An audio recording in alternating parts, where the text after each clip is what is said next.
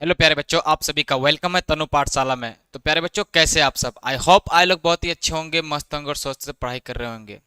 तो प्यारे बच्चों, आज की इस क्लास में हम पढ़ने वाले हैं क्लास 9th के गणित के पहले चैप्टर संख्या पद्धति के बारे में। इसमें हम लोग अच्छे से डिटेल से जानेंगे संख्याओं के बारे में, संख्या कितने प्रकार के होते हैं। तो चलिए शुरू करते हैं। तो प्यारे बच्चों, जैसा कि आपको दिख रहा होगा यहाँ पे स्क्रीन पे, संख्या पद्धति। तो संख्या पद्धति होता क्या है? सबसे पहले हम लोग ये समझेंगे सर संख्या पद्धति होता क्या है। तो प्यारे बच्चों, संख्या पद्धति कहता है संख्याओं के बारे में जानकारी प्राप्त करना। क्या करना? संख्याओं के बारे में जानकारी प्राप्त करने को ही क्या कहते हैं? संख्या पद्धति कहते हैं। वैसे बहुत सारे ऐसे बच्चे होते हैं जो कि गणित में काफ़ी कमज़ोर होते हैं, लेकिन आज के इस क्लास करने के बाद आपको बिल्कुल भी कमजोरी फील नहीं होगा, क्योंकि ये क्लास बहुत ही इजी वे में आपको समझाया जाएगा। गणित का मूल बेसिक बताया जाएगा आपको। एक्चुअल में गणित जहाँ से स्टार्टिंग होता है वो आपको बताया जाएगा, और बहुत ही अच्छी क्लास होगी और बहुत ही आसान तरीके से आसान भाषाओं में आपको समझाया जाएगा। वैसे बच्चे जो मैथ में बिल्कुल जीरो हैं, उसे इस आज के इस क्लास करने के बाद आपको हीरो बना दिया जाएगा। तो चलिए देखते हैं। तो हम लोग सबसे पहले क्या जाने? संख्या पद्धति। तो संख्या पद्धति क्या होता है प्यारे बच्चों? संख्या पद्धति होता है संख्याओं के बारे में जानकारी प्राप्त करना। सर ये संख्या होता क्या है? तो चलिए जानते हैं। प्यारे बच्चों, संख्या वो होता है यदि किसी सामान को या कोई वस्तु को गिनने की प्रक्रिया, प्रोसेस को, यानी गिनती करने की प्रक्रिया को संख्या कहते हैं। सर एक एग्जाम्पल से समझाइए, नहीं समझ में आया तो चलिए। जैसे कि मान लीजिए ये हमारे पास क्या है? हैंड है। हैंड में क्या है? फिंगर से चलो। इस फिंगर से क्या करते हैं? काउंटिंग करते हैं। 1 2 3 4 5। 5 एक अंक आया, एक चिन्ह सिंबल से लिखते हैं 5 इस तरह से 5। तो ये 5 क्या हो गया? हमारा एक संख्या हो गया। क्या हो गया? एक संख्या हो गया। दोनों हैंड में टोटल कितने फिंगर्स हैं? तो सर 10 फिंगर्स हैं। 10 क्या हो गया प्यारे बच्चों? एक संख्या हो गया। आपको बोल देंगे कि आपके घर में टोटल कितने मेंबर्स हैं, यानी कितने सदस्य हैं, आपके परिवार में कितने लोग हैं। तो आप क्या करना शुरू करोगे? गिनती करना शुरू करोगे। मान लो 6 है, तो सर 6 परिवार है, मेरे फैमिली में 6 लोग हैं, तो उसको क्या बोलेंगे? 6 संख्या है। जिसके 10 है क्या बोलेंगे? 10 संख्या। जिसके 15 है क्या बोलेंगे? दादा दादी नाना नानी लगा करके 15 है, तो वो 15 क्या है? एक संख्या है। बोल देंगे कि आपके घर टोटल रहने वाले कितने घर है, यानी कि बेडरूम कितने हैं, तो काउंट करोगे सर 1 2 3 4 4 बेडरूम है। इस तरह के जो गिनती करते हैं, यानी किसी सामान को क्या करते हैं? गिनती करते हैं, यानी गणना करते हैं, तो उसको क्या कहते हैं हम लोग प्यारे बच्चों? संख्या कहते हैं। ठीक है। अब बच्चों, संख्या बनता कैसे है? तो संख्या जो बनता है प्यारे बच्चों, वो एक चिन्ह से बनता है जिसको हम लोग अंक कहते हैं। यानी कि संख्या में कुछ चिन्ह का प्रयोग किया जाता है जिसको हम लोग अंक कहते हैं, और ये होता है 10। अंक 10 ही होता है। कैसे होता है 10? ये देखते हैं चलिए। अंक कितना होता है? तो अंक बनता है, अंक से ही क्या बनता है प्यारे बच्चों? संख्या बनता है। जैसे 0 1 2 3 4 5 6 7 8 9। अब इन्हीं अंक से, यानी एक तरह का ये चिन्ह है, संख्या बनाने में ये मदद करता है। और प्यारे बच्चों, ये जो अंक है अपने आप में एक संख्या भी है। ठीक है। जैसे कि हमको बनाना है 100, 100 लिखना है, तो 1 लेंगे और डबल 0 लेंगे।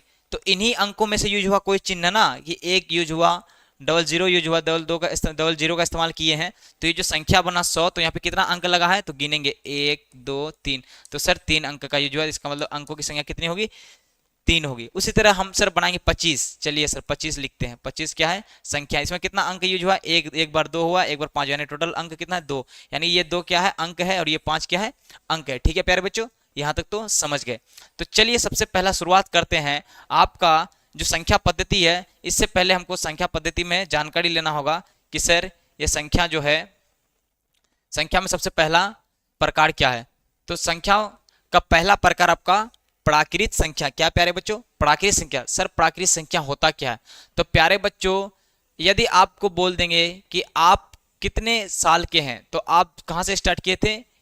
जैसे मान लीजिए आपका 12 साल है, 13 साल है, 14 साल है, या 15 साल है, तो ये जो 1 2 काउंटिंग, तो स्टार्टिंग आपका 1 ईयर से हुआ होगा, तब ना आप जाकर के 15 साल के हुए। मान लीजिए कि कोई भी सामान है, जैसे मान लीजिए आपको बोल देंगे हम कि ये जाओ, तुम अपने घर पे जाओ और वहां पे देखो कि तुम्हारे खिड़की में कितने पल्ले लगे हुए हैं। तो आप क्या करोगे? सर खिड़की मेरे घर में टोटल 4 है, 4 पल्ला लगा हुआ, 4 इंटू 4 16। कैसे काउंट करोगे? 1 2 3 4 5 6 7 8, इस तरह से काउंटिंग करके, यानी कि 16 लाओगे। तो कहता है all counting number is called natural number यानी कि गिनती की संख्या को प्राकृत संख्या कहते हैं। किसकी संख्या को?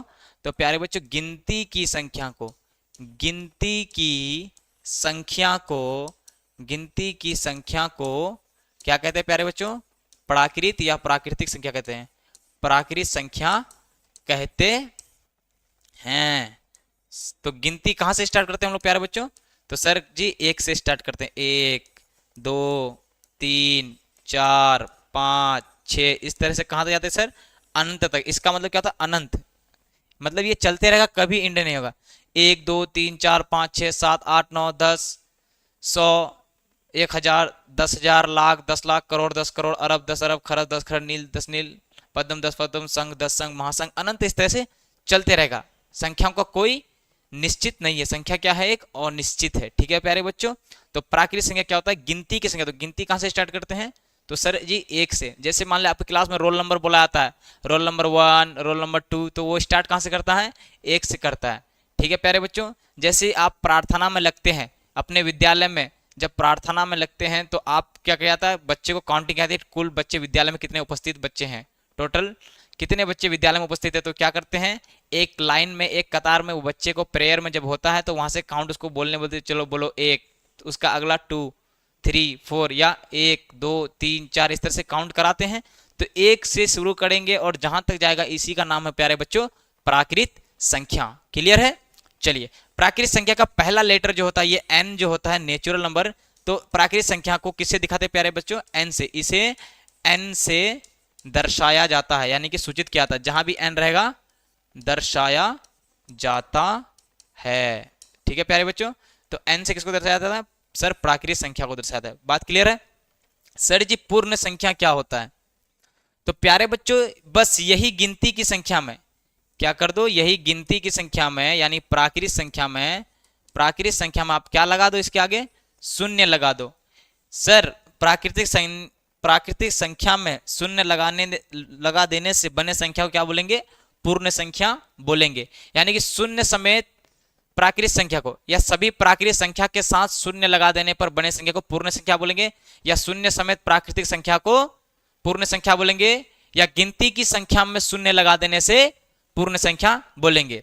ठीक है प्यारे बच्चों, चलिए इसे किसे सूचित किया था? तो प्यारे बच्चों इसे W से, कैपिटल W से दर्शाया जाता है। ठीक है, जैसे मान लो अब कोई क्वेश्चन कहा कि क्या ये सभी आपको प्राकृतिक संख्या लगता है? तो आप बोलोगे सर प्राकृतिक संख्या तो गिनती 1 से शुरू होता है, तो ये सभी के सभी जो संख्या है ये क्या प्राकृतिक संख्या है? तो प्यारे बच्चों ये संख्या प्राकृतिक संख्या नहीं है। क्यों नहीं है? क्योंकि प्राकृतिक संख्या कहां से स्टार्ट होता है? 1 से। कहां से स्टार्ट होता है? 1 से। लेकिन पूर्ण संख्या कहां से स्टार्ट हुआ आपका? तो प्यारे बच्चों पूर्ण संख्या आपका स्टार्ट हुआ 0 से। कहां से स्टार्ट हुआ? 0 से।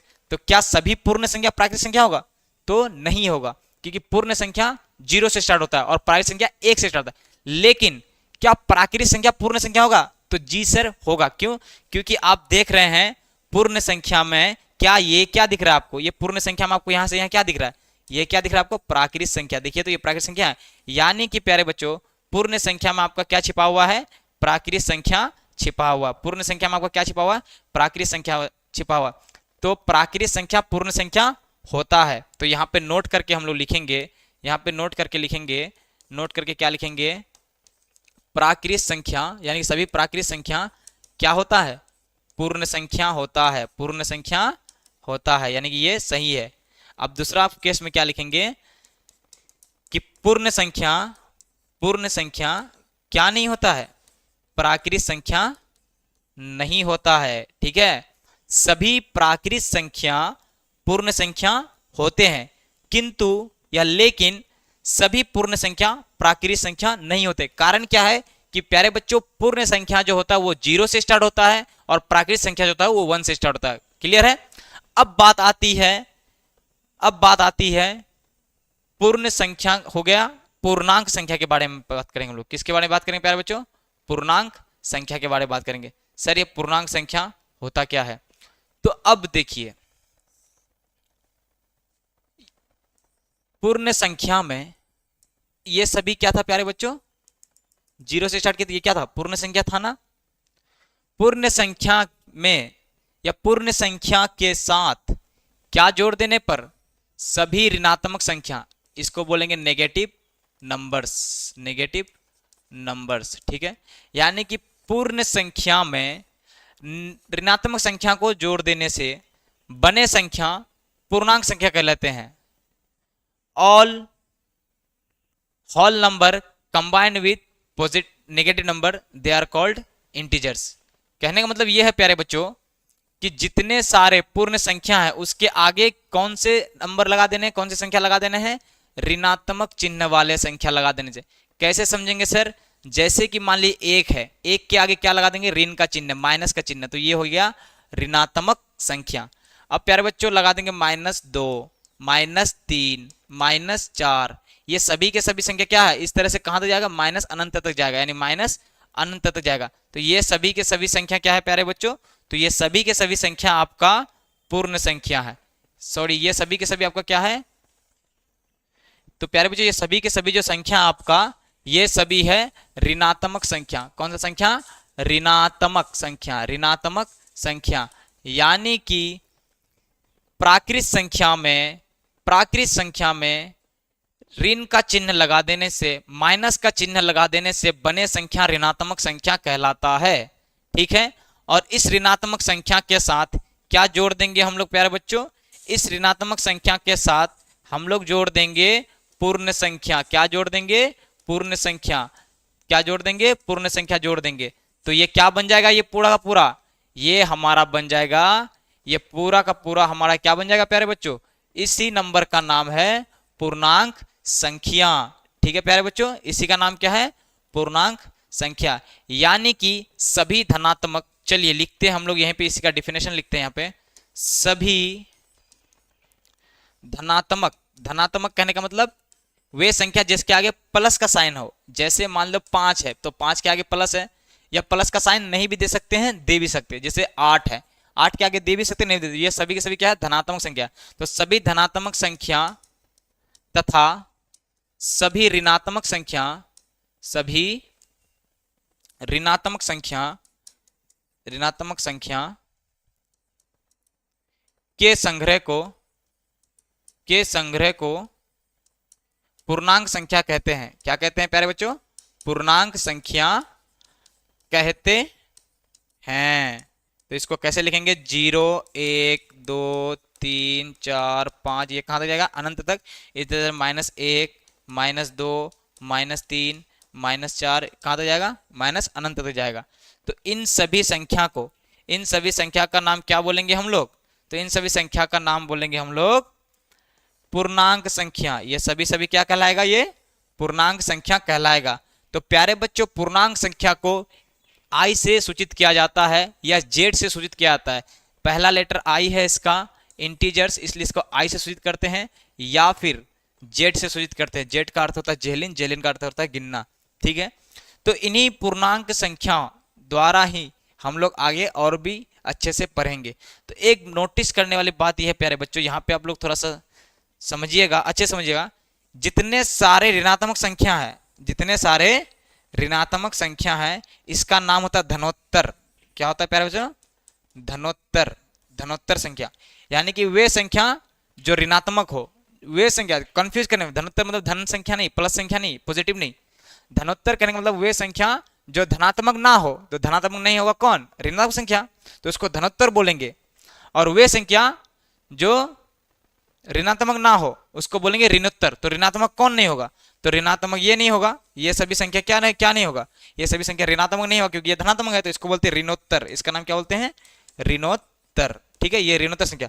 सर जी 0 क्या है, सर जी 0 क्या है, तो प्यारे बच्चों आपका 0 है न्यूट्रल नंबर, उदासीन, इसको बोलते हैं उदासीन संख्या, उदासीन। ना ही ये धनोत्तर है, ना ही ये ऋणोत्तर है, ना ही ये धनात्मक है, ना ही ये ऋणात्मक है। तो सर ये क्या है, ये है न्यूट्रल नंबर, यानी कि उदासीन संख्या, ठीक है। या फिर ये भी बोल सकते हो, क्वेश्चन आ गया कि शून्य क्या है, तो शून्य ये भी बोल सकते हो कि शून्य सर पूर्ण संख्या है, क्योंकि शून्य 0 किससे स्टार्ट, पूर्ण संख्या किससे स्टार्ट होता है, 0 से, तो ये भी आप बोल सकते हो, ठीक है। चलिए अब बात करते हैं हम लोग, आगे चलते हैं, आगे चलते हैं, आगे क्या होता है देखिए। आगे आता है आपका भिन्न संख्या। क्या आता है प्यारे बच्चों? भिन्न संख्या। सर भिन्न संख्या होता क्या है? तो देखिए भिन्न संख्या क्या होता है। वे संख्या या इसको दूसरा लैंग्वेज में बोलेंगे, वे संख्या या पूर्ण संख्या, वे संख्या या पूर्ण संख्या जो अंश बटे हर के रूप में हो, अंश बटे हर के रूप में हो, उसे भिन्न संख्या कहते हैं, उसे भिन्न संख्या कहते हैं। यानी कि सभी पॉजिटिव इंटीजर बोल सकते हैं, यानी कि पूर्णांक, धनात्मक पूर्णांक संख्या, सभी धनात्मक पूर्णांक संख्या किसके रूप में होना है? कह सकते हैं कि सभी धनात्मक संख्या अंश बटे हर के रूप में होगा, तो वो क्या कहलाएगा? भिन्न संख्या कहलाएगा। सर जी समझ में नहीं आया, तो चलिए आपको एग्जांपल समझ दे। मान लीजिए आपके पास एक रोटी है। क्या है? एक रोटी है। आप लोग 4 दोस्त मिलके हो, एक ब्रेड है आपके पास, चारों दोस्त इक्वल पार्ट में बांटे और चारों इक्वल बराबर खाए। एक रोटी अपने दोस्त को दिए, एक रोटी इसको दिए, एक रोटी इसको दिए, और ये आप रहा आपका 4 दोस्त। ये क्या है? आप चारों दोस्त हो और एक रोटी लाया है कोई अच्छा फ्रेंड, और वो फ्रेंड क्या करता है? तुम सबको एक एक रोटी, आधा आधा रोटी देता है। 1/4 भाग इसको दे दिया, 1/4 भाग इसको दे दिया, 1/4 भाग इसको दे दिया, 1/4 भाग इसको दे दिया। तो रोटी कितना था प्यारे बच्चों? तो सर जी रोटी था 1। तुम दोस्त कितने थे? सर जी 4 थे। तो कितने टुकड़े हुए? 4 टुकड़े हुए। तो ये सर क्या बोलते हैं ऊपर वाले को? सर जी ऊपर वाले को बोलते हैं आपका अंश। तो सर नीचे वाले को क्या बोलेंगे? सर जी नीचे वाले को बोलते हैं हर। तो वे संख्या जो अंश बटे हर के रूप में रहे, तो सर जी ये संख्या कुछ नहीं आया तो प्लस है, ये भी प्लस है, तो ये क्या हो गया? धनात्मक पूर्णांक हो गया। साथ में इसको प्राकृतिक संख्या भी बोल सकते हो या पूर्ण संख्या भी बोल सकते हो। ठीक है, पूर्ण संख्या में 0 को छोड़ करके भी बोल सकते हो, या प्राकृतिक संख्या बोल सकते हो।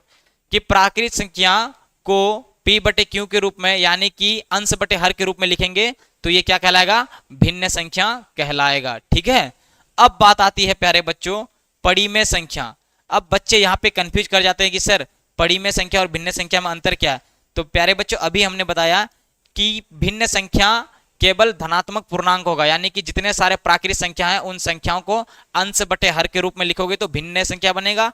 जैसे मान लो 1/2, 3/5, 6/2, 8/1, 2/9, 3/6, 1/10।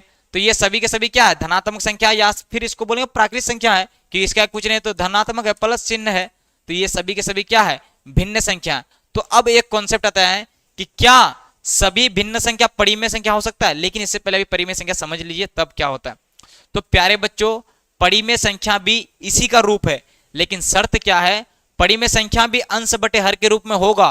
परिमेय संख्या भी अंश बटे हर के रूप में होगा, यानी कि p बटे q जो सुनते हो आप लोग, p बाई क्यू के रूप में होगा। लेकिन शर्त क्या है? वो p और q की जगह जो नंबर होगा, जैसे कि भिन्न में क्या था?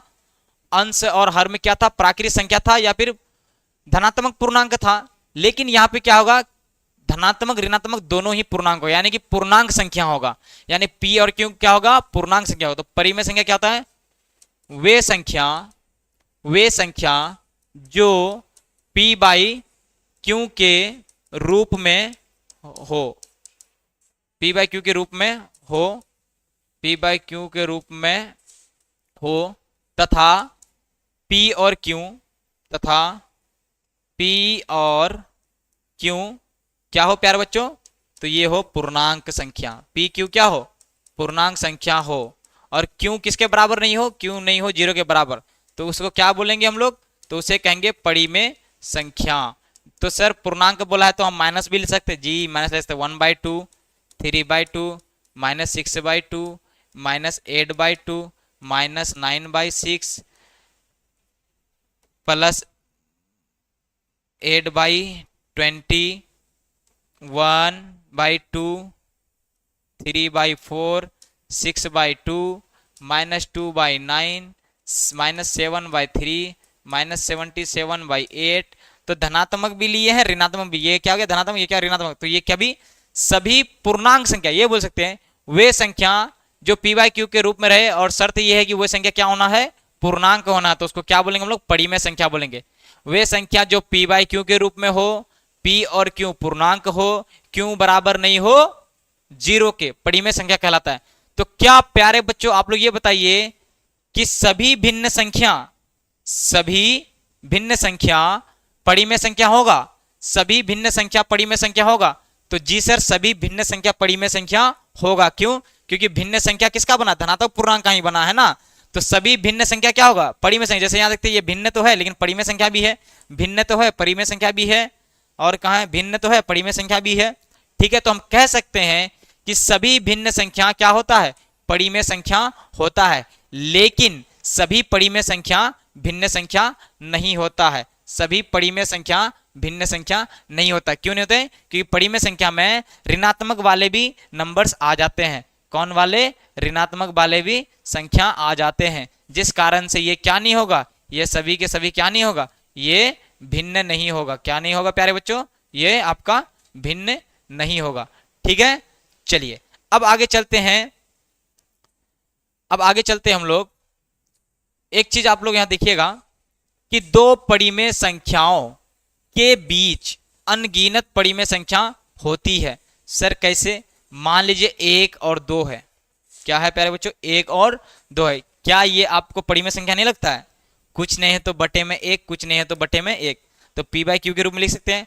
और ध्यान रहे, जितने भी पूर्णांक संख्या वो सभी के सभी जितने भी पूर्णांक संख्या है वो सभी के सभी क्या है, परिमेय संख्या। चाहे आप पूर्णांक में ले लो या आप ये भी बोलो सर जितने भी प्राकृत संख्या है, ठीक, जितने भी पूर्ण संख्या है, ठीक, जितने भी इंटीजर्स पूर्णांक संख्या है, वे सभी के सभी क्या होंगे प्यारे बच्चों? तो प्यारे बच्चों वे सभी के सभी होंगे परिमेय संख्या। क्या होंगे? परिमेय संख्या होंगे। ठीक है, वे सभी के सभी क्या होंगे? परिमेय संख्या होंगे। जितने भी प्राकृतिक संख्या, जितने भी पूर्ण संख्या, जितने भी पूर्णांक संख्या, वे सभी के सभी क्या होंगे? परिमेय संख्या होंगे। तो कहता है कि दो परिमेय संख्याओं के बीच अनगिनत परिमेय, अनगिनत मतलब बहुत सारे, अनंत तक उसकी परिमेय संख्या निकालेंगे। तो सर समझा दीजिए कैसे निकालेंगे? तो देखो प्यारे बच्चों कैसे निकालते हैं। 1 और 2 के बीच, मान लो 1 और 2 है, इसके बीच जैसे मान लो आपके पास 1 केजी है और 2 केजी है। 1 केजी आलू इधर है, 2 केजी आलू इधर है। 1 और 2 केजी के आलू के बीच में आपको नहीं लगता 1.5 केजी आलू आएगा? मान लो 1 केजी आलू है और 2 केजी आलू है। क्या लिए? दोनों को ले लिए, आलू है। ठीक है, तो इसके बीच में आपको क्या लगता है? 1.5 केजी आलू नहीं आएगा? 1.5 केजी आलू नहीं आएगा? 1 पॉइंट इतना, या 1 किलो 200 ग्राम नहीं आएगा? या 1 किलो 10 ग्राम नहीं आएगा? 1 किलो 20 ग्राम नहीं आएगा? आएगा कि नहीं आएगा? तो कहने का मतलब ये है कि किसी दो परिमेय संख्याओं के बीच अनगिनत परिमेय संख्या निकाला जाता है। तो सर जी समझाइए कैसे? तो चलिए देखते हैं कैसे होता है। तो प्यारे बच्चों मान लो ये 1 है और ये क्या है? 2 है। इन दोनों के बीच क्या करेंगे हम लोग? परिमेय संख्या को निकालेंगे। तो प्यारे बच्चों मान लो इसके बीच में क्या संख्या नहीं आएगा? जैसे मान लो 1 है और 2 है, 1 और 2 के बीच क्या 1.1 नहीं आएगा? 1.2 नहीं आएगा? 1.3 नहीं आएगा? 1.4 नहीं आएगा? 1.5 नहीं आएगा? यानी कि 1.5। तो क्या इसको नहीं ले सकते? 11/10, 12/10, 13/10, 14/10 कैसे लिखे सर? तो देख लीजिए 1.1 को पॉइंट उड़ाएंगे, 1 लिखेंगे, जितना इधर डिजिट अंक होगा उतना 0 उतार देंगे, तो इसको डायरेक्ट 11/10 लिख सकते हैं। ठीक है, तो बहुत सारे संख्या निकलेंगे। फिर निकालेंगे 1.001, 1.003। तो इसको निकालने के लिए एक फॉर्मूला दिया गया है। अब फॉर्मूला एक तरीके नहीं 2-3 तरीके से हम बता के देंगे। ठीक है, कि दो परिमेय संख्याओं के बीच सर कितने सारे परिमेय संख्या निकलते हैं। तो एक संख्या मान लो कहेगा कि 3 और 5 के बीच, किसके किसके बीच? 3 और 5 के बीच। क्वेश्चन ले लेंगे। अब यहाँ पे एक प्रश्न ले लेते हैं हम लोग कि सर हम नहीं समझ में आएगा कि दो संख्या के बीच परिमेय संख्या लें, तो हम लिख देंगे 3 और 7 के बीच दो परिमेय संख्या निकालो। कितने परिमेय संख्या निकालो? 2। तो 3 के बीच में 4 नहीं आएगा, 3 के बीच में 5 नहीं आएगा। चाहे आप 4, 5 ले सकते हो, या 6 ले सकते हो, या 6.5 ले सकते हो। ले सकते हो कि नहीं ले सकते हो? हाँ, तो इसको निकालने के लिए एक हमारे पास रूल दिया गया। क्या रूल दिया गया? देख लो। 3 और 3 और 7 के बीच क्या निकालने बोला है, पड़ी में संख्या निकालना। दो पड़ी में संख्या के बीच क्या निकालने बोला है, 2 निकालने बोला। तो देखो कैसे करेंगे हम लोग फॉर्मूला से। मान लो ये संख्या का नाम a है और इसका नाम b है, तो a plus B by 2 formula दिया हुआ है। a के जगह 3 और 2 की जगह 7/2 लिख देंगे। कितना हो जाए 7×3 10/2, यानी कि 2 5 10, यानी एक संख्या हमारा क्या हो गया, 5 आ गया। जो 5 आया तो उसको b के जगह रखेंगे। कल को b के जगह यहाँ पे 7 रखे थे, जो आंसर आया हमारा उसको फिर b के जगह रखेंगे। तो फिर a प्लस बी बाई 2, तो a के जगह जो a था वो रहेगा ही 3 और b के जगह क्या लिखा देंगे, 5 रख देंगे। 5 जो जो नया बदलते आएगा उसके जगह b का स्थान बदलते जाएंगे, बटे 2। तो ये हो जाएगा 5 3 8/2, 2 चौके 8, तो 4 नहीं होगा। तो 3 और 7 के बीच 2 पड़ी में संख्या नहीं निकला, तो निकल गया बिल्कुल इजी तरीके से। इस तरह से आप लोग पॉज करके ले लो, ठीक है। अब आता है बटे के रूप में। किसके रूप में, बटे के रूप में। तो देखते हैं बटे के रूप में कैसे होता है। प्रश्न ले लो बटे के रूप में। जैसे बोल दिया 1/3, 2/3 के बीच में 3 पड़ी में संख्या निकालो। कितने पड़ी में संख्या निकालो, नंबर ऑफ संख्या, पड़ी में संख्या निकालो 3। तो जब भी बटे के रूप में आएगा, ये ऐसे तरीके से ही बना सकते हैं, लेकिन आसान तरीका बता देते हैं। सबसे पहला काम क्या करना है, जितने संख्या निकालने बोला उसमें क्या कर देना है, एक को जोड़ देना। तो नंबर ऑफ कितना, 4 लिख देना है। अब इन दोनों को पहले देखेंगे कि हर बराबर है तो रहने देंगे। जैसे कि यहाँ पे हर बराबर है, इसका हर क्या है, इसका भी हर 3 है, इसका भी हर 3 है। यदि हर बराबर ना हो तो क्या करेंगे, ध्यान से सुनिए। दूसरे वाले का हर को पहले वाले के ऊपर नीचे से गुना कर देंगे और पहले वाले का हर को दूसरे वाले के ऊपर नीचे गुना कर देंगे। एक एग्जांपल के तौर पे ले लीजिए, 1/2 और 3/6 रहा, तो 6 को यहाँ से 6 से गुना कर देंगे और 2 को यहाँ से ऊपर नीचे गुना कर देंगे। 6 कम 6, 6 दूनी 12, इसका 3 दूनी 6 और 6 दूनी 12। इन दोनों के बीच में क्या करेंगे, पड़ी में संख्या को लिख देंगे। इस तरह से हो जाएगा। या फिर कल को बोल दिया 5/3 और 1/15, तो देखो 3 और 15 बराबर है क्या, नहीं है। इसको बराबर कैसे करेंगे, तो इसको बराबर करने के लिए हम लोग क्या करते हैं, इसको भी 5 से गुना करेंगे, इसको भी 5 से गुना करेंगे। इसको किससे गुना करेंगे, 1 से, इसको 1 से। तो इसका हो जाएगा 5 25, 5 तिया 15, इसका 1 15। अब इसके बीच में पड़ी में संख्या निकालने बोलेगा तो एक बढ़ा करके जोड़ के जितना निकलना निकाल देंगे। लेकिन समझ लो पहले यहाँ पे कैसे होगा।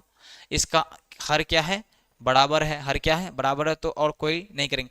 जब भी बराबर ना हो तो दूसरे वाले का हर पहले वाले के ऊपर नीचे से गुना कर देंगे बटे के रूप में, और पहले वाले का हर दूसरे वाले से गुना। जैसे मान लो 3 है तो ऊपर नीचे यहाँ 3 और 3 से गुना करके पहले हर को क्या कर लेंगे, बराबर कर लेंगे, ठीक है।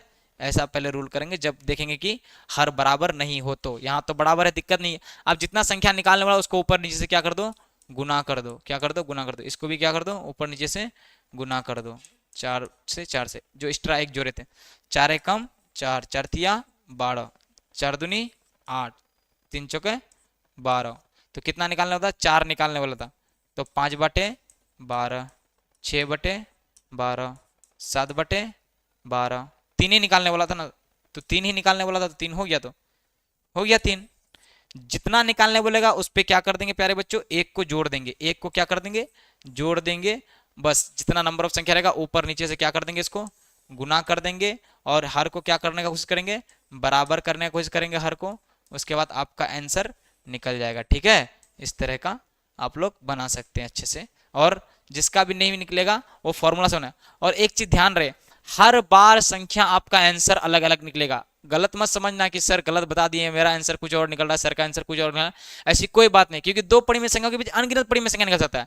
1 और 2 के बीच हो सकता है 1.001 लेंगे, 1.1115 लेंगे, 1.666, कुछ भी ले सकते हो आप। तो ये सभी संख्या अलग अलग निकलेंगे जिसका भी आंसर आएगा। तो ठीक है प्यारे बच्चों, चलिए अब बात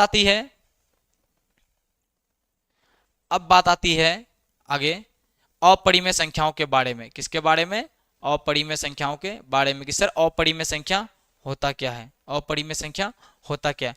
तो प्यारे बच्चों, अपरिमेय संख्या वे संख्या जो p/q के रूप में ना हो, जो p/q के रूप में ना हो। तो सर कौन ऐसा संख्या होगा जो p/q के रूप में ना होगा। तो प्यारे बच्चों, आपने ये तो जरूर देखा होगा कभी ना कभी, इसको बोलते हैं रूट। क्या बोलते हैं, रूट बोलते हैं, ठीक है।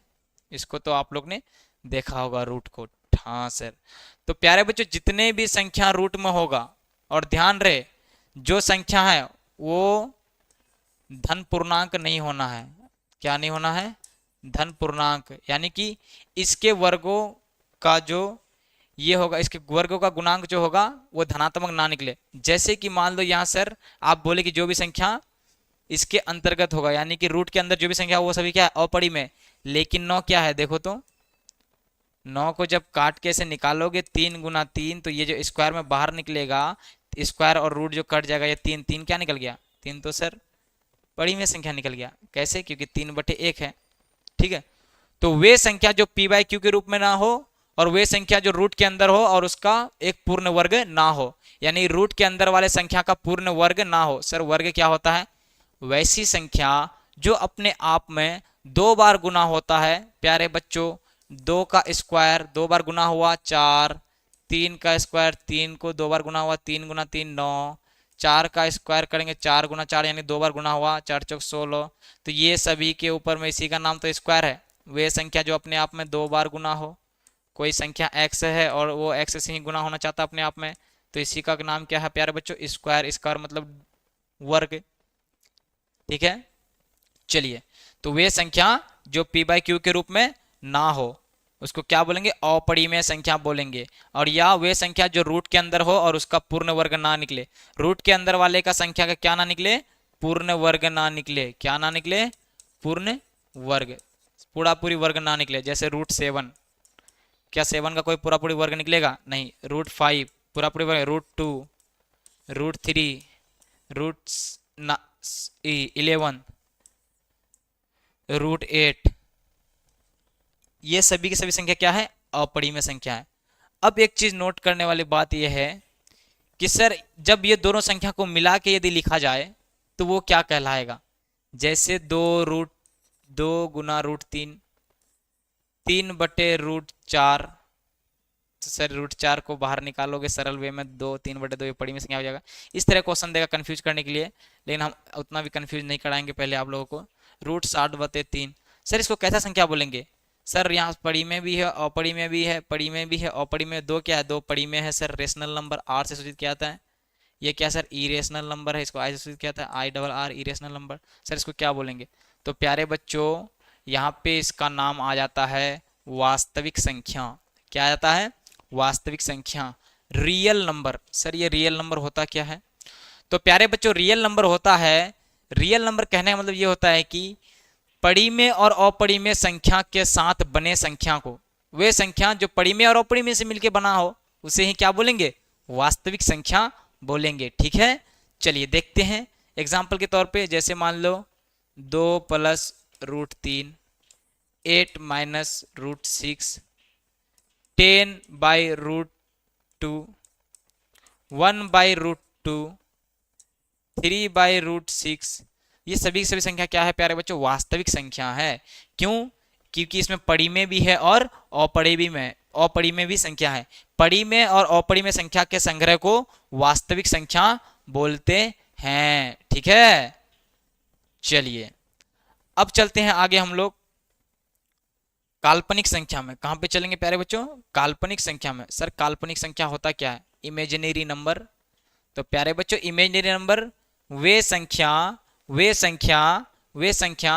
जो वास्तविक ना हो। तो सर ऐसा संख्या कहाँ देखे हैं, काल्पनिक नंबर तो है बच्चों वैसे संख्या, वे संख्या जो रूट के अंदर हो, लेकिन रूट के अंदर क्या हो, निगेटिव हो। यानी कोई भी संख्या रूट के अंदर क्या होना चाहिए, ऋणात्मक होना चाहिए, लेकिन उसका परिपूर्ण वर्ग नहीं होना चाहिए। जैसे मान लो कभी देखियो √-√9, नहीं, माइनस बाहर में देखे होंगे ऐसे। ठीक है, वे संख्या जो रूट के अंदर किस में हो, ऋणात्मक में हो, रूट के अंदर ऋणात्मक में हो, बाहर नहीं, या बाहर है तो ये फिर अलग हो जाएगा, ये नहीं होगा, ये फिर पूर्णांक संख्या हो जाएगा। क्योंकि 3 बाहर निकालेंगे माइनस लिख देंगे, तो -3 क्या पूर्णांक संख्या, परिमेय संख्या बोल सकते, कुछ नहीं तो /1 है, परिमेय संख्या बोल सकते हैं। तो ये चीज ध्यान में रहे, समझे। वे संख्या जो रूट के अंदर ऋणात्मक में हो उसको बोलते हैं काल्पनिक संख्या। क्या बोलते हैं, काल्पनिक संख्या। या आगे पढ़ेंगे आप लोग आयोटा के बारे में। जैसे 3 आयोटा इस तरह से लिखा हो रहेगा, 3 आयोटा। आयोटा का मतलब होता है √1। आगे आप लोग पढ़ेंगे 11th-12th में। आप बस इतना ही समझ लीजिए कि काल्पनिक संख्या भी होता है, यानी इमेजिनरी। काल्पनिक मतलब समझते हैं, सिर्फ आभासी कर सकते, सिर्फ सोच सकते, उसके बारे में कल्पना कर सकते हैं। एक्चुअल में वो संख्या एग्जिस्ट नहीं करता है, रियल लाइफ में वो संख्या है नहीं, लेकिन सोच सकते हैं ना कि रूट के अंदर माइनस होगा तो होगा इतना मान, रूट के अंदर -2 होगा तो क्या होगा, लेकिन ये संख्या है नहीं, तो उसी को बोलेंगे क्या, काल्पनिक संख्या, ठीक है प्यारे बच्चों, उसको क्या बोलेंगे, काल्पनिक संख्या, ठीक है। वे संख्या जो वास्तविक ना हो तो क्या क्या हो, काल्पनिक हो, ठीक है। चलिए अब बात आता है आपका वास्तविक संख्या के प्रकार में, वास्तविक संख्या के दशमलव प्रसार में। वास्तविक संख्या के दशमलव प्रसार, सर जी ये दशमलव प्रसार होता क्या है प्यारे बच्चों, जब किसी परिमेय संख्या को दशमलव के रूप में लिखते हैं तो उसका कुछ नाम देते हैं, चाहे परिमेय संख्या के मान को लिखेंगे चाहे अपरिमेय संख्या के मान को लिखेंगे, उसके लिए नाम दिया जाता है। तो वास्तविक संख्या का परिमेय संख्या पहला है दशमलव प्रसार, दो प्रकार के होते हैं। कितने प्रकार के होते हैं, दो प्रकार के होते हैं। एक आपका हो जाएगा शांत और एक आपका हो जाएगा अशांत। सर ये शांत क्या होता है, तो प्यारे बच्चों समझते हैं शांत क्या होता है। पहला कॉन्सेप्ट ये समझ लीजिए, शांत होगा वो परिमेय संख्या होगा, यानी कि वे परिमेय संख्या जिसको भाग देने पर दशमलव के बाद एक निश्चित संख्या हो जाए, एक निश्चित संख्या में कट जाए, अर्थात शून्य जीरो शेषफल जीरो आ जाए। जैसे 1/2, 1/2 को भाग देंगे हम लोग, 2 को 1 से भाग नहीं चलेगा ना, पॉइंट बैठाएंगे यहाँ पे जीरो लेंगे, 2 का 2 पढ़ो तो क्या बार 10 आता है सर जी, 2 5 10, यानी कि 10 बार, यानी कि शेषफल क्या आया, जीरो। और दशमलव के बाद संख्या यहीं तक खत्म हो गया, निश्चित हो गया, और आगे चलेगा नहीं चलेगा पूरा पूरी, क्योंकि क्या हो गया हमारा शेषफल शून्य होगा। तो ये संख्या ही क्या कहलाएगा प्यारे बच्चों, शांत दशमलव प्रसार कहलाएगा। क्या कहलाएगा, शांत दशमलव प्रसार। उसी तरह 2/5 ले लो, 5 को 2 पॉइंट बैठा दो, 0 5 चौके 20, पॉइंट को दिखने के लिए आगे जीरो लगा देते हैं, तो 0.4, ये 20 क्या हो गया, जीरो पर ही समाप्त हो गया। तो इसको क्या बोलेंगे, 0.4, यानी कि 2/10 को क्या बोलेंगे, शांत दशमलव प्रसार। शांत दशमलव प्रसार यानी वास्तविक संख्या का शांत दशमलव प्रसार। सर जी नहीं समझ में आ रहा है, कैसे समझ में आ रहा है कि क्या कर रहे हैं। जैसे मान लो कि 1/2 है सर, बटे में आया शेषफल जीरो, पॉइंट में के बाद निश्चित हो। सिंपल सा आंसर ये समझिए कि जब भी कोई परिमेय संख्या हो, जब भी कोई परिमेय संख्या हो, यदि उसको भाग लगाते हैं दशमलव के बाद यदि संख्या निश्चित होती है, पूरा पूरी कट जाता है, तो वह संख्या शांत होगा, जो पूरा पूरी नहीं कटता वह संख्या अशांत होगा। और एक चीज हमेशा याद रखना कि जो परिमेय संख्या जो शांत होगा वो हमेशा क्या होगा, परिमेय संख्या होगा, जो शांत होगा हमेशा क्या होगा, परिमेय संख्या होगा। ये भी कॉन्सेप्ट नहीं समझ में आ रहा तो यदि देख लो यहाँ पे, यदि कोई परिमेय संख्या हर के 2n और 5n के रूप का हो तो वे संख्या सदैव क्या होगा, दशमलव प्रसार क्या होगा, सदैव दशमलव प्रसार, शांत दशमलव प्रसार होगा। सर नहीं समझ में आ रहा, 2n के रूप में 5n क्या बोल रहे हैं, तो देख लो प्यारे बच्चों 1/2, इसको खंड करेंगे, हर को क्या करेंगे, खंड करेंगे, तो 2 लिख सकते हैं नहीं लिख सकते हैं, तो इसको लिख सकते हैं 2n, तो हर क्या आना चाहिए, हर कहाँ गया का हर, ये चीज देखो ध्यान से, ध्यान से देखो। यानी कि यदि कोई परिमेय संख्या का हर, यदि कोई परिमेय संख्या का हर, यदि कोई परिमेय संख्या का हर, यदि कोई परिमेय संख्या का क्या होगा प्यारे बच्चों, हर, यदि कोई परिमेय संख्या का क्या होगा, हर, किसके रूप का होगा, 2n के रूप का होगा या 5n के रूप का होगा, तो वे संख्या क्या होगा, सदैव शांत होगा। सर जी एग्जांपल जैसे 1/4 को ले लो, 1/4 को 4 को तोड़ सकते हो ना, 2 × 2, 4 को लिख सकते 2/5 लिख, सॉरी 2/2, तो इसको लिख सकते हैं ना, ये इसके रूप में आ रहा है कि नहीं आ रहा है, 2n के रूप में आ रहा है कि नहीं आ रहा है, तो हर किसके रूप में आ रहा है, n बराबर 2, तो वे संख्या जो 2n जिसका हर 2n के रूप में आए या 5n, जैसे 3/10 है तो इसको लिख सकते हैं 2 × 5, तो 2 या 5 के रूप में आए, 2 या 5 के रूप में भी आए, या 2 केवल आए या 5 केवल आए, तो इसको लिख सकते 3 2/1 × 5/1, तो 2n × 5n के रूप में आ रहा है कि नहीं आ रहा है। तो वे संख्या, वे परिमेय संख्या जिसका हर 2 पे पावर यानी कि 2 की घात n मतलब जितनी बार आए रिपीट करे, जैसे कि मान लो 1/8 है, 2/125 है, तो 2 × 2 × 2 इसको लिख सकते हैं, हाँ 2 दूनी 4 दूनी 8, तो इसको लिख सकते हैं 2/3, तो ये क्या हो जाएगा, शांत हो जाएगा। 125, 1/125 इसको लिख सकते हैं 1 × 5 × 5 × 5, 25 125 5 का क्यूब, तो वे संख्या, वे परिमेय से जिसका हर 5n के रूप 2n के रूप का हो, वे संख्या क्या होगा, हमेशा शांत होगा। तो नीचे देख के हम लोग पता कर लेंगे, हर को हमेशा देख के हम लोग पता कर लेंगे ये क्या है, हर को देख के हम लोग पता कर लेंगे कि ये शांत होगा कि अशांत होगा। कितना इजी तरीका से बता दिए, समझ में आ रहा है कि नहीं आ रहा है? चलिए, उसी प्रकार से होता है। अब बड़े बड़े संख्या दे दिया, आप कंफ्यूज हो जाओगे। जैसे मान लो कि दे दिया 1331 भागा 1250, ठीक है सर, 1331 भागा 1250, तो 1250 को पहले खंड करेंगे। क्या करेंगे? खंड करेंगे। तो कैसे खंड करेंगे? जो बच्चा वाला गुणनखंड कर रहे थे, 6 दूनी 12, 2 दूनी 4, 5 दूनी 10, 625। किससे होगा सर जी? 5 से, 5 एकम 5, 5 दूनी 10, 5 25। किससे होगा? 5 से, 5 दूनी 10, 25 25, फिर 5 से 25 25। तो इसको लिख सकते हैं 2 गुणे 5 गुणे 5 गुणे 5 गुणे 5। ऊपर का छोड़ देना, सिर्फ हर के बारे में हमको सोचना है। 1 2 3 4, 1 2 3 4, तो 2 गुणे 5 पे पावर 4 लिख सकते हैं, नहीं लिख सकते हैं? जी सर लिख सकते हैं। तो ये संख्या क्या आ गया? ध्यान से समझो प्यारे बच्चों, ये संख्या हो गया 2 पे पावर 1, कुछ नहीं है तो 1, और 5 पे पावर 4, यानी कि 2 पे पावर n गुना 5 पे पावर n के रूप का आया। इसका मतलब बोल देंगे ये संख्या क्या है? इसका दशमलव प्रसार क्या होगा? शांत होगा। क्या होगा? शांत होगा। या केवल 5 के रूप में आए तब भी शांत होगा, केवल 2 के रूप में तब भी शांत होगा। 1/21, क्या ये शांत है? सर जी देख लेते हैं, 3 गुना 7, ये तो नियम को फॉलो नहीं करता, क्योंकि यहाँ 3 और 7 है, तो ये शांत नहीं होगा, ये शांत नहीं होगा। सर जी 1/30, क्या ये शांत है? 1 2 3 6 5 30, क्या ये शांत है? सर 2 5 तो आया, लेकिन 3 आ गया, तो ये संख्या शांत नहीं है, ये संख्या शांत नहीं है, क्योंकि यहाँ पे बीच में क्या आ गया? 3 आ गया। केवल 2 और 5 आना, या 2 5 एक साथ आना, 2 एक अलग से आना, या 5 अलग से आना है, लेकिन और 2 या 5 के अलावा और कोई तीसरा संख्या खंड में नहीं आना है, तो वे संख्या आपका क्या कहलाएगा? अशांत कहलाएगा, यदि तीसरा आ रहा है तो। ठीक है, यदि नहीं आ रहा है तीसरा, नहीं आ रहा है तीसरा, तो क्या कहलाएगा? शांत कहलाएगा। ठीक है, चलिए, दशमलव प्रसार शांत अशांत समझ गए। अब प्यारे बच्चों, शांत और अशांत का दूसरा और एक नाम है, जो बच्चे कंफ्यूज कर जाते हैं कि सर समझ में नहीं आता किसको शांत। शांत का दूसरा नाम है अवसानी, अवसानी। और अशांत का दूसरा नाम क्या होगा प्यारे बच्चों? याद रखना, शांत का दूसरा नाम क्या है? अवसानी, और अशांत का दूसरा नाम क्या होगा? देख लेते हैं। अशांत का दूसरा नाम होता है प्यारे बच्चों, अशांत का दूसरा नाम होता है अन्वसानी। इसका नाम, दूसरा नाम क्या होता है? अन्वसानी। इसका दूसरा नाम होगा अन्वसानी। ठीक है, चलिए, अशांत क्या होगा?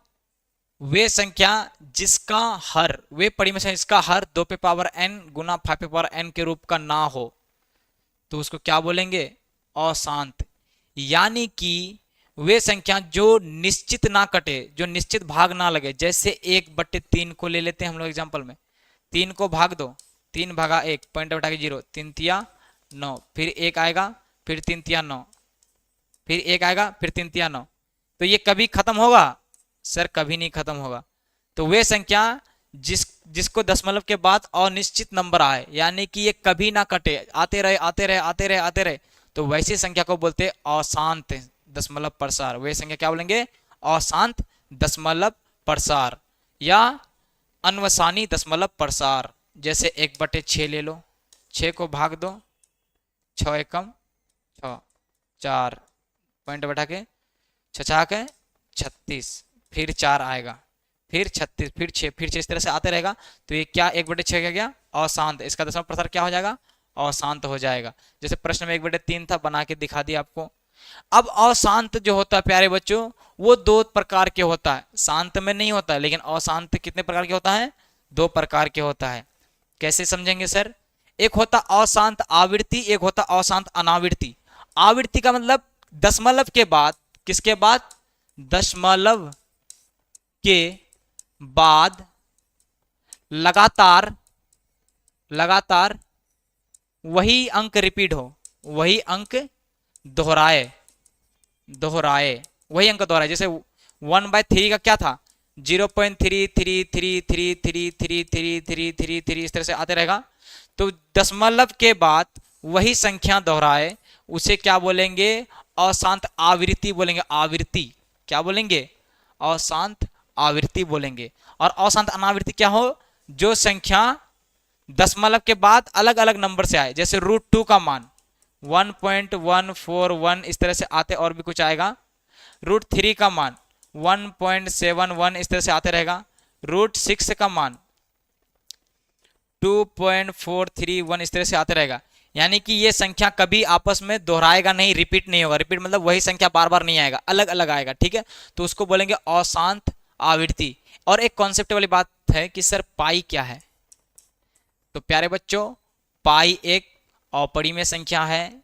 कैसे? पाई का मान कभी खत्म नहीं हुआ, 3.1439 इस तरह से आते गया, रिपीट कभी नहीं हुआ ये, इसलिए पाई एक क्या है? अपरिमेय संख्या। और पाई का मान 22/7 क्या है? परिमेय संख्या, क्योंकि वो 22/7 के रूप में है, इसलिए।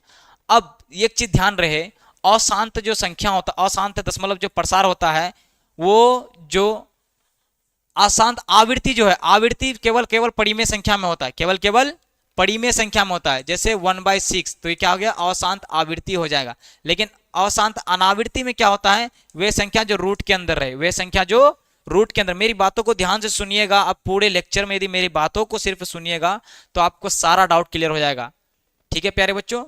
वे संख्या जो रूट के अंदर हो और पूर्ण वर्ग ना हो, तो वे सभी संख्या का मान अशांत अनावृत्ति होगा। वे संख्या जो रूट में हो और वो परिपूर्ण वर्ग ना हो, तो वो सभी संख्याओं का दशमलव प्रसार अशांत अनावृत्ति होगा। जितने सारे परिमेय संख्या हो जिसका दशमलव के बाद लगातार वही संख्या दोहराते रहे, तो वो अशांत आवृत्ति होगा। वे संख्या जो दशमलव के बाद एक निश्चित तक जिसका शेषफल 0 हो जाए, परिपूर्ण दशमलव के बाद कट जाए, वो शांत होगा। इतना बात आप लोग याद रखिएगा, ठीक है। चलिए, अब बात आती है प्यारे बच्चों, आप लोगों का अशांत आवृत्ति क्या होगा? परिमेय संख्या होगा। अशांत आवृत्ति क्या होगा? परिमेय संख्या होगा। पॉइंट लिख दिए। अशांत आवृत्ति आपका किस में होगा? परिमेय संख्या में होगा। और अनावृत्ति किस में हो गया? अपरिमेय संख्या में हो जाएगा।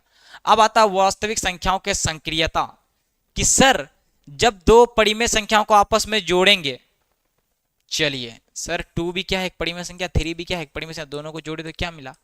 सर परिमेय संख्या ही मिला, कुछ नहीं तो बटे 1 है, कुछ नहीं तो बटे 1, कुछ नहीं तो बटे 1 है। जब दो परिमेय संख्याओं का योग हमेशा जोड़ेंगे, तो हम दो परिमेय संख्या जोड़ेंगे तो वो हमेशा क्या देगा? परिमेय संख्या देगा। उसका वैकलन, वैकलन का मतलब होता है घटा। जब दो परिमेय संख्या को आपस में घटाएंगे तो तब भी क्या देगा? हमको परिमेय संख्या देगा। गुना करेंगे तब भी परिमेय संख्या देगा, भाग करेंगे तब भी परिमेय संख्या देगा। एग्जाम्पल के लिए देख लो, जोड़ के लिए हो गया, चलिए जोड़ के लिए हो गया, तो अब इसके लिए भी देख लो। वैकलन के लिए 3 - 2 घटाएंगे 1, तो 3 क्या है? 3 भी परिमेय संख्या है, ये भी क्या है? परिमेय संख्या है, ये भी क्या है? परिमेय संख्या, तो ये भी परिमेय संख्या हो गया। गुना 6 × 5, 6 × 5 = 30, ये भी परिमेय संख्या, ये भी परिमेय संख्या, ये भी परिमेय संख्या होगा। भागा 5/5 कट के 1 आएगा, ये भी परिमेय संख्या। या 10/2, 2 × 5 = 10, ये भी क्या हो गया? एक परिमेय संख्या हो गया। कहने मतलब कि जब दो परिमेय संख्याओं को आपस में क्या करेंगे? जोड़ेंगे, तो हमेशा क्या देगा? परिमेय संख्या देगा। इसको बोलते हैं संवृत का नियम या संवरक का नियम। ये चीज ध्यान में रहे आप लोगों को। जब दो परिमेय संख्या को आपस में जोड़ेंगे तो क्या होगा? सदैव परिमेय संख्या होगा। जब दो परिमेय संख्या को घटाएंगे तो क्या होगा? सदैव परिमेय संख्या ही प्राप्त होगा। जब दो परिमेय संख्या को गुना करेंगे तो सदैव परिमेय संख्या प्राप्त होगा। जब दो परिमेय संख्या को भाग देंगे तब भी परिमेय संख्या ही प्राप्त होगा। चलिए सर, ये तो क्लियर हो गया। जब अपरिमेय तथा अपरिमेय संख्या को गुना करेंगे, सॉरी जोड़ देंगे, तो मान लो अपरिमेय संख्या अपरिमेय संख्या को जोड़ देंगे, तो कभी कभी ये आता है परिमेय और कभी आता है अपरिमेय, कभी परिमेय और कभी अपरिमेय, जोड़ में। चलिए देखते हैं कैसे। देखो प्यारे बच्चों, 2 + √3 प्लस 2 + √3 - √3 + 2, तो ये दोनों क्या होता है? कैल्सियम हो जाएगा। 2 + 2 4, ये क्या होगा? परिमेय संख्या। लेकिन परिमेय और अपरिमेय संख्या के योग को क्या बोलते हैं? हमेशा अपरिमेय संख्या, याद रहे। जब दो परिमेय संख्या को घटाएंगे, √3 में √3 घटाएंगे तो क्या हो जाएगा? 0 हो जाएगा। 0 भी परिमेय संख्या होगा। और अपरिमेय संख्या कैसे? √6 में √2 घटाएंगे, √6 में √2 को घटाएंगे, तब भी हमें क्या देगा? ये अपरिमेय संख्या ही देगा, ठीक है। ये भी अपरिमेय संख्या ही देगा केवल। जब दो परिमेय संख्या को भाग देंगे, √12/√3, 3 चौके 12, तब भी ये क्या देगा, परिमेय संख्या भी देगा अपरिमेय संख्या देगा। कैसे, √3/√2, तो इसको भाग लगाएंगे तब भी क्या देगा, अपरिमेय संख्या ही देगा। इस सब एग्जाम्पल को कॉन्सेप्ट से याद रखिएगा। अब बात आती है मेन कॉन्सेप्ट, जो आपका मेन है, ये आपका मेन है, आपको ये याद रखना है प्यारे बच्चों। चलिए देखते हैं, परिमेय तथा अपरिमेय संख्या के योग। परिमेय तथा अपरिमेय संख्या के योग हमेशा होता है अपरिमेय। क्या होता है, अपरिमेय। ठीक है सर जी, नहीं समझे समझा दीजिए। चलिए समझा देते हैं। 3 + √2, √3, इसका मान हमेशा 3 का मान जो भी हो 1.71 जितना भी आए तो 4.71 ये चलते रहेगा, ये क्या हो जाएगा, अपरिमेय। ये क्या हो जाएगा, अपरिमेय। 2 + √3, 3 + √5, 9 + √6, ये सभी के सभी संख्या क्या है, अपरिमेय। कैसे समझेंगे सर, जब परिमेय और अपरिमेय संख्या को आपस में जोड़ते हैं तो सदैव अपरिमेय संख्या प्राप्त होता है, जीरो को छोड़ के। जीरो क्या परिमेय संख्या है ना, हाँ, कुछ नहीं तो बटे 1 है, तो जीरो परिमेय। 0 + √3 तो क्या आ गया, √3 आ गया, तो ये क्या हो गया, परिमेय संख्या हो गया। अपरिमेय संख्या, अपरिमेय संख्या हुआ। जब दो परिमेय संख्या को जोड़ेंगे तो अपरिमेय संख्या प्राप्त होगा। जब दो परिमेय संख्या को गुना करेंगे तो क्या होगा, इस सॉरी घटाएंगे तो क्या होगा, तब भी अपरिमेय संख्या ही प्राप्त होगा। जैसे मान लो परिमेय संख्या 3 है, -√2, 3√2, ये भी क्या हो जाएगा, अपरिमेय हो जाएगा। जब दो अपरिमेय संख्या गुना करेंगे तो चलिए 0 × √2, तब क्या आ जाएगा, 0। सर यहाँ पे फंस गए, तो 0 को छोड़ के ये क्या हो जाए, अपरिमेय होगा। किसको छोड़ के, 0 को छोड़कर। 0 किसके लिए छोड़ोगे, तो 0 छोड़ोगे परिमेय संख्या के लिए। किसके लिए छोड़ोगे, परिमेय संख्या। और ये भी वही होगा, लेकिन 0 को छोड़ करके। जब एक परिमेय तथा अपरिमेय संख्या को क्या करेंगे, भाग देंगे, 10/√2 को भाग देंगे तो क्या देगा, अपरिमेय ही देगा। क्या देगा, अपरिमेय देगा। तो कैसे याद रखेंगे सर, तो सर ऐसे याद रखेंगे कि जब दो परिमेय संख्याओं को जोड़ेंगे तो परिमेय, घटाएंगे तो परिमेय, परिमेय के बारे बोले, गुना करेंगे तो भी परिमेय, भाग देंगे तो भी परिमेय। लेकिन जब अपरिमेय घटाएंगे या जोड़ेंगे या गुना करेंगे या भाग देंगे अपरिमेय अपरिमेय को, तो परिमेय भी देगा अपरिमेय भी देगा। ठीक है, जब परिमेय और अपरिमेय संख्या को जोड़ेंगे तब हमको क्या देगा, अपरिमेय देगा। घटा करेंगे तब भी अपरिमेय देगा, गुना करेंगे तब भी अपरिमेय देगा, और भाग करेंगे तब भी परिमेय अपरिमेय ही देगा। सर 0 लेते हैं तो 0 लेते हैं तो परिमेय दे देता है, ये अपवाद में है, इतना तक याद रखना। एक्सेप्शन है 0 को छोड़ करके। यदि आप 0 लेते हो तो 0 को कोई मान ही नहीं, तो फिर मैथ बना कहाँ। ठीक है प्यारे बच्चों, चलिए बहुत अच्छी बात है, आगे चलते हैं हम लोग। अब आगे हम लोग देखते हैं वास्तविक संख्याओं के लिए घातांक नियम। आप लोग ने पढ़ा होगा क्लास 8 में, एक्सपोनेंट वाले चैप्टर में, घातांक वाले चैप्टर में। वे परिमेय संख्या जिसका आधार क्या रहे, सेम रहे, जिसका आधार सेम रहे किंतु घात क्या रहे, अलग अलग रहे, और रूल क्या रहे, वो गुना में हो। वो किस में हो, गुना में हो। यदि दो परिमेय संख्याओं का आधार सेम रहे, 2, चलिए सर 2, उसका जो मान है वो अलग अलग रहे, तो उस आधार का उस घातांक से क्या हो जाता है, माइनस हो जाता है। तो कितना हो जाएगा, 2⁴ मान हो जाएगा 2। ये आपको फॉर्मूला याद रखना है, इसका एग्जाम्पल ये रहा।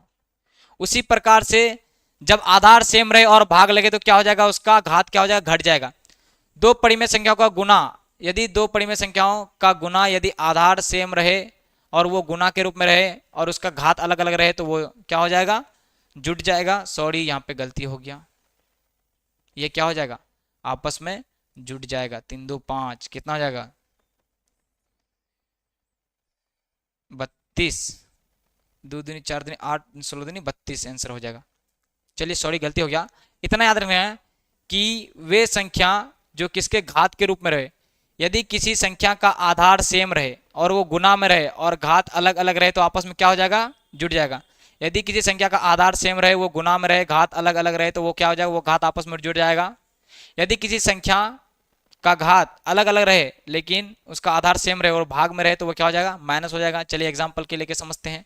सर नहीं समझ में आ रहा कैसे समझेंगे, तो प्यारे बच्चों 5 पे पावर 3, 5 पे पावर 2, तो 5 पे पावर 3 माइनस 2 ये हो जाएगा आपका 5 पे पावर 1 बराबर 5 आंसर। समझो कैसे, m क्या था, 3 था एन क्या था, 2 था, बटे के रूप में था, तो m माइनस एन की नहीं की है, m माइनस एन है कि नहीं है, ये बस रूल याद रखना है और कुछ नहीं है, कोई भारी भरकम चीज नहीं है, बहुत ईजी है, समझ गए। उसी प्रकार से जब दो संख्या गुना में हो, दोनों का आधार अलग अलग हो लेकिन घात सेम हो, तो घात गुना क्या हो जाएगा, ये दोनों संख्या आपस में गुना हो जाएगा। जैसे 2 पे पावर 3 गुना 5 पे पावर 3, तो ये दोनों संख्या क्या हो जाएगा, 5 दूनी 10 पे पावर 3, ठीक है। 4 पे पावर 3 7 पे पावर 3, आधार m सेम है, ये आपस में वही रहेगा, ये गुना हो जाएगा, 7 चौके 28 पे पावर 3, इस तरह का, ठीक है, ये इसका रहा। उसी प्रकार से जब दो संख्या का आधार अलग अलग रहे और घात सेम रहे, तो वो दोनों संख्या आपस में भाग लग जाएगा। कैसे, देखिए 2 पे पावर 3 2 पे पावर 3, तो ये कट के तो सिंपल सा 1 हो जाएगा। 5 पे पावर 4 और 2 पे पावर 4, तो ये हो जाएगा आपका 5 बटे 2 पे पावर 4, ये था इसका, ठीक है। इस तरह से आप लोग सॉल्व कर सकते हैं।